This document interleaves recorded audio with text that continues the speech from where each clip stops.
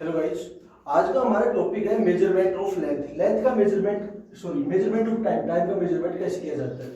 देखो, last videos में आप पढ़ रहे थे कि लेंथ का मेजरमेंट कैसे होता है, मास का मेजरमेंट कैसे होता है, अब टाइम का मेजरमेंट कैसे होता है। तो हमने पढ़ा था लेंथ के मेजरमेंट में, हमें पढ़ा था कि जो डेली लाइफ की जो लेंथ है, जिनको हम एनकाउंटर होते हैं उनको हम इजीली मीट्रिक स्केल से मेजर कर सकते हैं, है ना। जो बड़ी लेंथ थी, बहुत ज्यादा लेंथ थी, उसको हम मीट्रिक स्केल का यूज ना कर by indirect method, parallax method या अनदर मैथमेटिकल एक्सप्रेशन में उसका मेजरमेंट निकाल रहे थे। फिर हमने पढ़ा था मेजरमेंट ऑफ मास का मेजरमेंट भी बैलेंस से, ग्रेविटेशनल फोर्स से इसका मेजरमेंट हो रहा था। अब बात आती है कि टाइम को कैसे मेजर किया जाता है, how time is measured, time कैसे मापा जाता है। देखो, तो सबसे पहले अगर हिस्ट्री की बात करें तो सबसे पहले जो हमारा जो साइंटिस्ट है गैलीलियो, उसको सबसे पहले अगर देखें तो बताते हैं कि हिस्ट्री में कि वो एक चर्च में गए थे, है ना।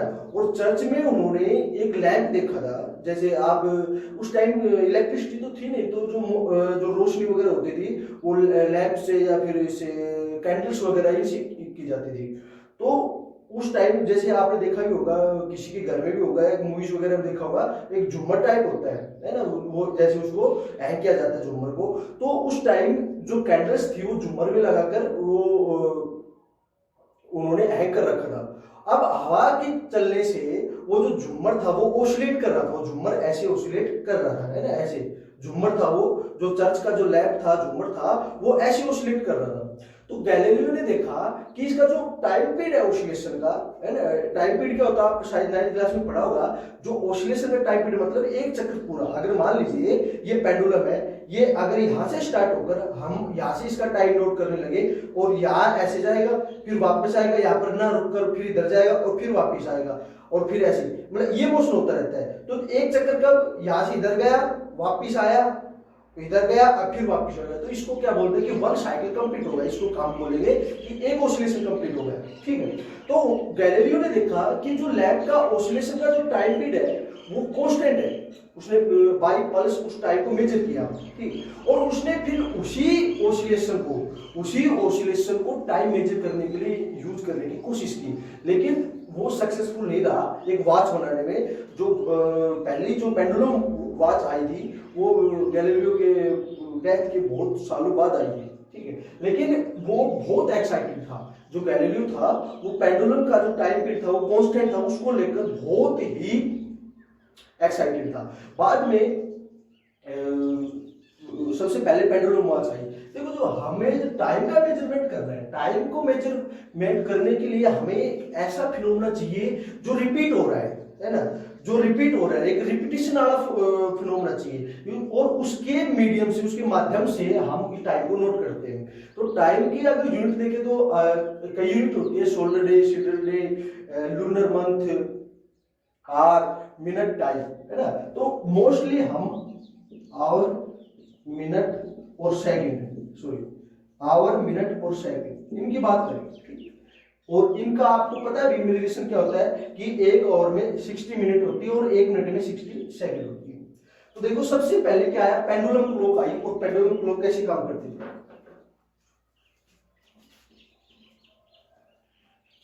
पेंडुलम क्लॉक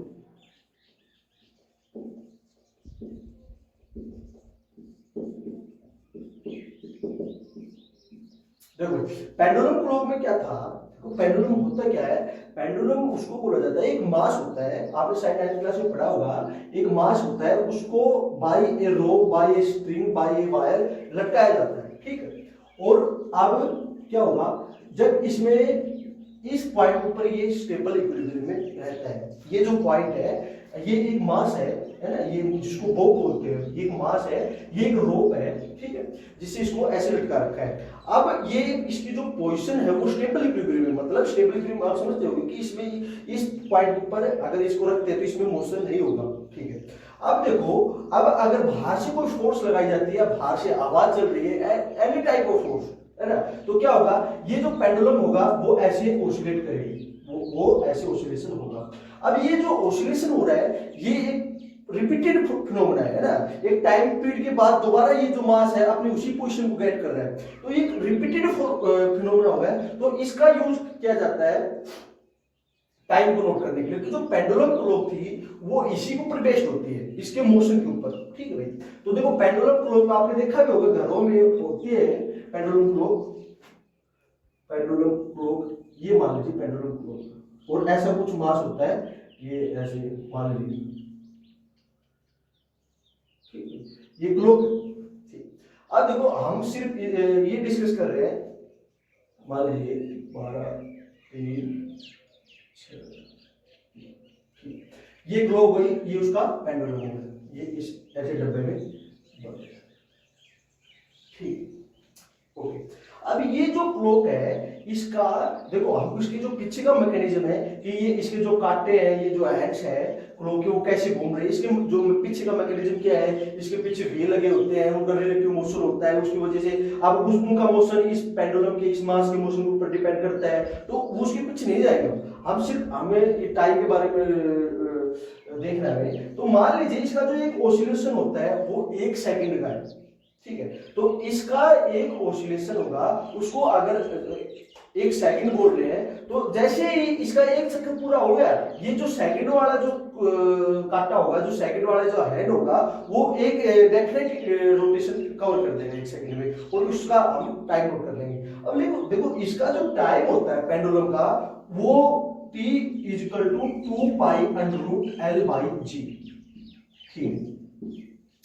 जो टाइम होता है पेंडुलम का, जो ऑसिलेशन का टाइम पीरियड होता है एक ऑसिलेशन का, that depends upon the length of the wire, है ना, इस वायर की लेंथ के ऊपर डिपेंड करता है, ठीक है। अब एक बात सुनो, मान लीजिए हमने कॉपी बनाई, हमने इस पेंडुलम की 5-6 कॉपी बनाई, ठीक है, और उस पेंडुलम की कॉपी बनाते, अगर उसकी लेंथ में अगर थोड़ा सा भी डिफरेंस हो गया, इस लेंथ में अगर थोड़ा सा भी डिफरेंस हो गया, तो टी डिफर कर जाएगा, है ना, टाइम क्या हो जाएगा, टाइम डिफरेंट हो जाएगा। अगर हमने एल को डिफर कर दिया तो टाइम भी क्या हो जाएगा, डिफर। तो उसकी वजह से हमें टाइम मापने में प्रॉब्लम आ सकती है ना।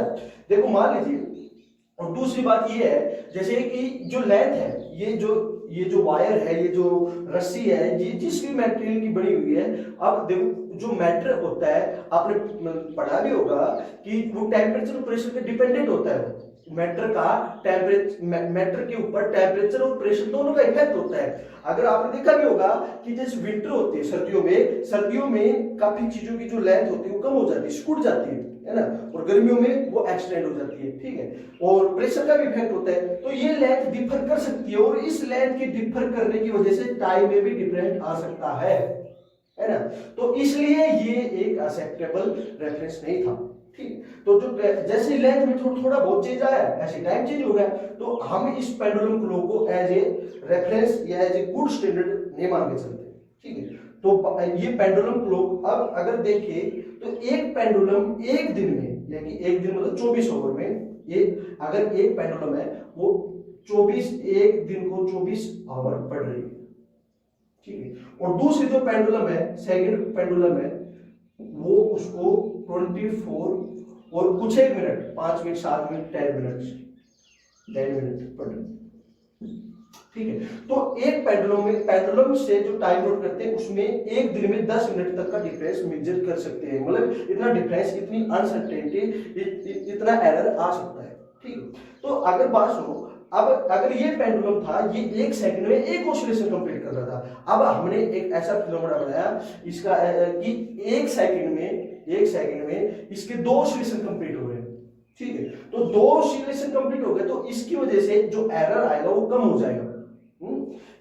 अब भाई देखो, मान लीजिए ये जो टाइम पीरियड था इसका 1 सेकंड था, अब हमने टाइम पीरियड कर दिया इसका 2 सेकंड, सॉरी हाफ सेकंड, मतलब हाफ सेकंड बोल दो या फिर 1 सेकंड में इसके 2 चक्कर पूरे हो जाएंगे। मतलब 1 चक्कर का पूरा होता है, जैसे ये पेंडुलम है, ये इसका 1 चक्कर कंप्लीट हो गया। अब एक पेंडुलम ये है जो स्पीडली ऑसिलेट कर रही है। मान लीजिए जो सेकंड पेंडुलम है, इसका जो ऑसिलेशन है 1 सेकंड में 2 है, और उसका पहले वाले का 1 सेकंड में 1 है। तो जो सेकंड पेंडुलम होगी उसमें जो एरर होगा, जो अनसर्टेनिटी होगी, वो क्या होगी, कम होगी, ठीक है। तो इस हिसाब से by increasing the oscillations in a second we can minimize error but इसकी भी लिमिटेशन होती है, हम ये नहीं कि बहुत ज्यादा ऑसिलेशन कर सकते हैं, है ना, इतनी ज्यादा ऑसिलेशन पॉसिबल नहीं है। तो ये जो पेंडुलम क्लॉक था ये टाइम नोट का एक गुड रेफरेंस नहीं था। जो साइंटिस्ट लोग थे, रिसर्चर लोग थे, वो इससे अनसेटिस्फाई हो गए। ठीक है, उसके बाद कौन सी आई, क्वार्ट्ज क्लॉक। देखो क्वार्ट्ज क्लॉक में क्या है,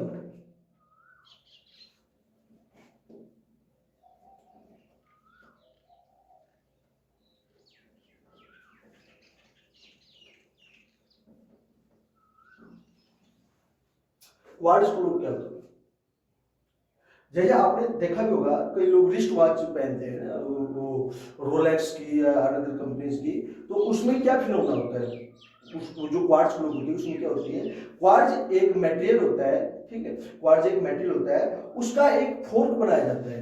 फोर्क आप समझते होंगे, आपने शायद फिजिक्स लैब में देखा भी होगा, फोर्क एक चिमटा टाइप होता है, ऐसा एक ऐसा एक ऐसा चिमटा टाइप होता है फोर्क, ठीक है। अब एक क्वार्ट्ज मटेरियल का ये जो है, ये इस केस में ये क्वार्ट्ज मटेरियल होगा, और यहां पर कुछ एक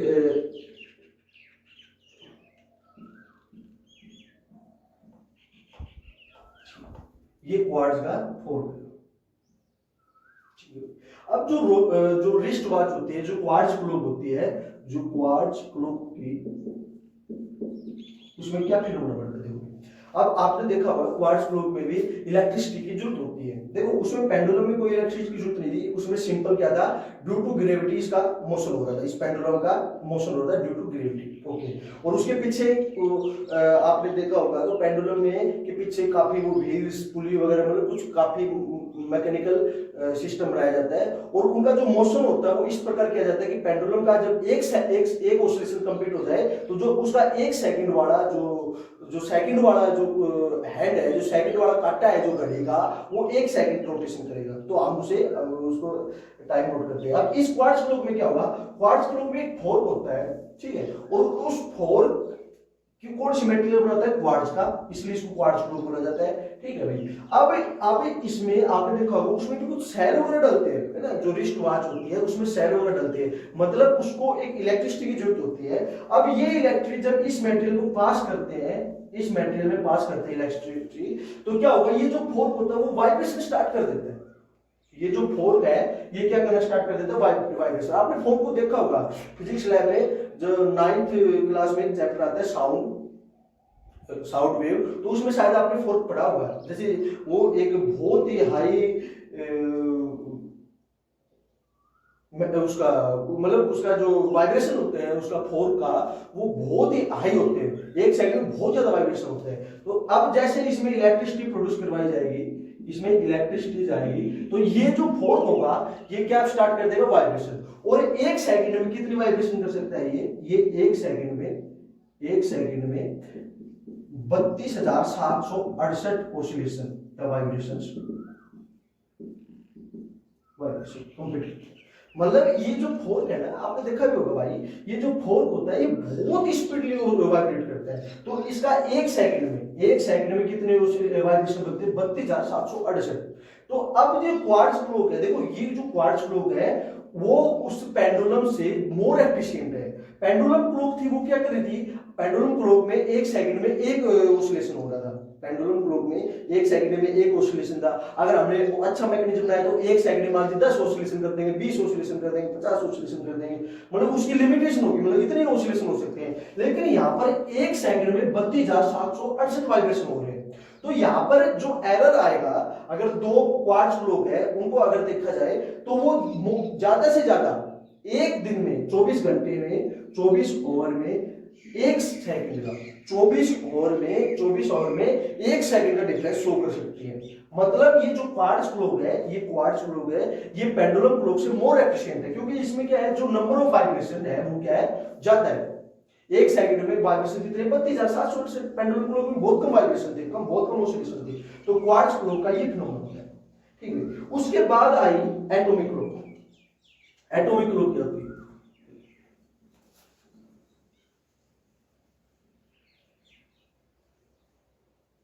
एटॉमिक क्लॉक क्या होती है,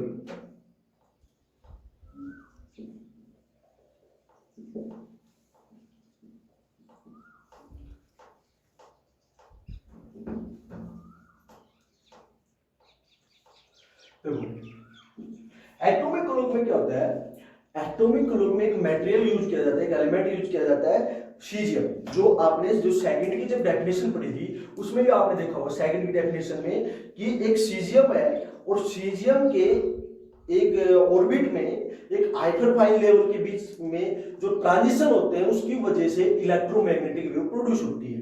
ठीक है, अब आपने पढ़ा था ना, मैंने शायद बताया था कि एक न्यूक्लियस होता है और इसका ये एक ऑर्बिट मान लिया, कोई स्पेसिफिक ऑर्बिट मान लिया और उसमें दो लेवल बन जाते हैं, एक को लोअर लेवल बोलेंगे, एक को हायर लेवल बनेंगे। ये लोअर लेवल, ये हायर लेवल, है ना।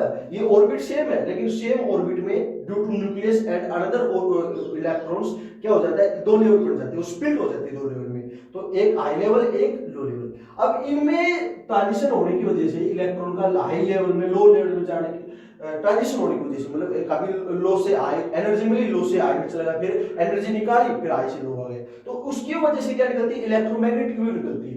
और वो इलेक्ट्रोमैग्नेटिक वेव होती है वो एक सेकंड में, वो इलेक्ट्रोमैग्नेटिक वेव है वो एक सेकंड में कितने वाइब्रेशन कंप्लीट करती है, 9 बिलियन 19 करोड़ 26 लाख एंड 31,770। अब देखो भाई, ये जो एटॉमिक क्लॉक है इसमें अब इस ट्रांजिशन की वजह से, इस ट्रांजिशन की वजह से जो इलेक्ट्रोमैग्नेटिक वेव निकल रही है वो एक सेकंड में कितने वाइब्रेशन कर रही है, कितने वाइब्रेशन कर रही है। देखो ये कितने ज्यादा है, 9 बिलियन 19 करोड़ 26 लाख 31,770, इतने ज्यादा वाइब्रेशन एक सेकंड में कर रही है। मतलब इससे जो इलेक्ट्रोमैग्नेटिक वेव लगेगी, ये जो सीजियम 133 जो एलिमेंट है, इससे जो इलेक्ट्रोमैग्नेटिक वेव आएगी वो एक सेकंड में इतने वाइब्रेशन कंप्लीट कर लेगी, मतलब एक सेकंड में इतनी स्पीड होगी उसकी, इतनी हाई फ्रीक्वेंसी होगी कि वो एक सेकंड में इतने वाइब्रेशन कंप्लीट कर लेगी। अब जो ये जो एटॉमिक क्लॉक है वो इसी फिनोमेना के ऊपर बेस्ड है, जो एक सेकंड में कितने वाइब्रेशन हो रहे हैं, इतने वाइब्रेशन। ठीक है, अब अगर देखिए वो जो क्वार्ट्ज क्लॉक थी वो एक सेकंड में कितने वाइब्रेशन कर रही थी, 32,768, है ना। अब देखो अगर इन दो नंबर को कंपेयर करें भाई, ये किसके लिए था, क्वार्ट्ज क्लॉक के लिए, ये क्वार्ट्ज क्लॉक के लिए था, और ये किसके लिए है, एटॉमिक क्लॉक के लिए। अब अगर देखें तो क्वार्ट्ज क्लॉक में 32,768 वाइब्रेशन हो रहे हैं, है ना, 4 के, और इसमें जो एटॉमिक क्लॉक है इसमें 9 बिलियन 19 करोड़ 26 लाख एंड 31,770, तो इसमें इसकी जो एफिशिएंसी होगी वो बहुत ज्यादा होगी इसकी बजाय। अब हमने देखा था ये एक दिन में, ये जो क्वार्ट्ज क्लॉक है ये एक दिन में दो क्लॉक के टाइम को देखे तो एक सेकंड डिफरेंस आ सकता है, ठीक है, लगभग एक सेकंड डिफरेंस आ जाता है। लेकिन ये जो एटॉमिक क्लॉक है ये एक साल में, देखना टाइम नोट कर रहा है, एक साल में सिर्फ ज्यादा से ज्यादा 3 माइक्रोसेकंड यानी 3 × 10⁻⁻⁶ सेकंड एक साल में, ये एक दिन में एक सेकंड का डिफरेंस एरर दिखा सकती है। लेकिन जो एटॉमिक क्लॉक है वो एक साल में 3 माइक्रोसेकंड 3 × 10⁻⁻⁶ सेकंड का एरर, यानी कि 0.0037 सेकंड, इतना एरर दिखा ये एक साल। तो ये जो एटॉमिक क्लॉक है this is the latest version of clock, ठीक है, और ये मोस्ट एफिशिएंट। तो ये था हमारा मेजरमेंट टाइम। तो टाइम को मेजर के लिए सबसे पहले पेंडुलम क्लॉक, फिर क्वार्ट्ज क्लॉक और फिर एटॉमिक क्लॉक, ठीक है। जो पेंडुलम क्लॉक थी वो बेसिकली जो मास था, जो बोग था, जो पेंडुलम था उसके मोशन के ऊपर डिपेंड थी, और वो मोशन किसकी वजह से हो रहा था, ग्रेविटी की वजह से। जो क्वार्ट्ज क्लॉक थी उसमें एक क्वार्ट्ज मटेरियल है, आपने पढ़ा भी होगा केमिस्ट्री में, क्वार्ट्ज मटेरियल होता है, वो उस क्वार्ट्ज का आप क्या बनाते हैं, फोर्क बनाते हैं, एक चिमटा टाइप बनाते हैं ऐसा, ऐसा एक चिमटा है ना। और उसमें क्या होता है, वाइब्रेशन होता है। आपने देखा भी होगा फिजिक्स लैब में वो रिफ्लेक्शन ऑफ साउंड वेव क्या होगा, तो दो नलकी होगी, उसमें क्या क्या होगा, उसको ऐसे मारा होगा है ना फोर्क को, और उससे वाइब्रेशन गई होगी। तो फोर्क एक चिमटा टाइप होता है जिसमें वाइब्रेशन होते हैं, तो उसको उस फोर्क में इलेक्ट्रिसिटी के कारण क्या प्रोड्यूस करवाए जाते हैं, वाइब्रेशन, ठीक है। और उस वाइब्रेशन के ऊपर वो जो ग्लोब है उसके जो हेड है, जो कांटे हैं, उनका मोशन निर्भर करता है, ठीक है। लेकिन वो जो क्वार्ट्ज क्लॉक थी वो इतनी एफिशिएंट नहीं थी। उसमें एक सेकंड में, क्वार्ट्ज क्लॉक में एक सेकंड में जो फोर्क था उसमें कितने वाइब्रेशन हो रहे थे, 32,768, ठीक है। तो उसमें आपने बताया था कि एक दिन में एक सेकंड का एरर आ जाता है। लेकिन जो लेटेस्ट वर्जन है वो है एटॉमिक क्लॉक। उसमें क्या है, सीजियम 133 एटम है, उसमें एक फिनोमेना होता है। वो फिनोमेना क्या होता है, ट्रांजिशन ऑफ इलेक्ट्रॉन, ठीक है। ये हम एक सेकंड की जो डेफिनेशन पढ़ी थी उसमें भी हमने पढ़ा था कि सीजियम में क्या होता है, एक हाइपरफाइन लेवल होता है, जो एनर्जी लेवल होता है वो स्प्लिट हो जाता है दो लेवल में due to interaction of nucleus and other electrons. और उसमें ट्रांजिशन की, इलेक्ट्रॉन की ट्रांजिशन की वजह से इलेक्ट्रोमैग्नेटिक वेव निकलती है, और उस इलेक्ट्रोमैग्नेटिक वेव का जो एक सेकंड में जो वाइब्रेशंस है वो कितने हैं, बहुत ज्यादा हाई नंबर है ना, 9,19,26,31,770। तो ये जो एटॉमिक क्लॉक थी जो एक सेकंड में इतने वाइब्रेशन के फिनोमेना के ऊपर डिपेंड थी, वो एक साल में कितना एरर आएगा, ज्यादा से ज्यादा 3 माइक्रोसेकंड, यानी 3 गुना 10 की पावर -6। तो ये जो एटॉमिक क्लॉक थी that is the most efficient clock, ठीक है। तो ये that is the measurement of time.